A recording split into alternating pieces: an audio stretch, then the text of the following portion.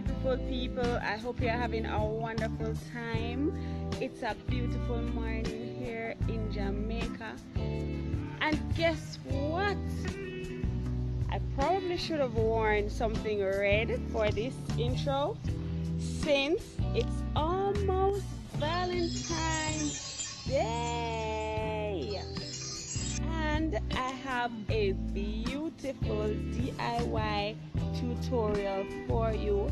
It's a Valentine's Day photo booth, photo frame, selfie frame, whatever you want to call it.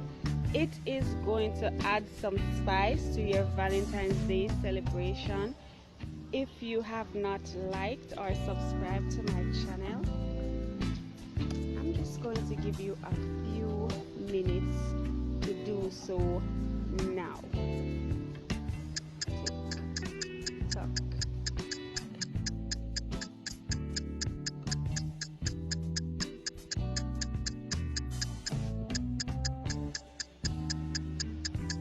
Time's up. And thanks to all my viewers. Like this video and stay tuned for the tutorial. Love you guys. Time to show you how I made this beautiful DIY photo frame selfie booth. You're going to need these items in addition to cardboard, cartridge paper, and gift wrap paper. I glued the sides of the cardboard with Ponal glue. You can also use foam board for this frame. I left the center out because I will be cutting the frame.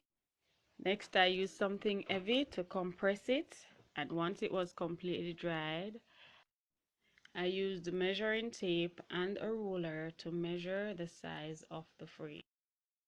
You can use a meter stick, but I use something with a sharp edge to draw the straight line across and down just to outline the frame. I wanted to make it as cost effective as possible, so I just used the items that I had. I also wanted to use a cardboard cutter because I will be cutting after this. I just used a knife and I traced over the lines that I drew, and I also traced it in the back. And when I completely traced the lines with the sharp knife, I just pulled out the center of the cardboard, and there I had a frame. This frame though was not firm enough, so I had to reinstall some pieces of cardboard around the edges to make it a bit sturdy, after which I glued each cardboard down on the edges, and I repeated the compression step until it was dried. Then I applied the other steps for completing this DIY.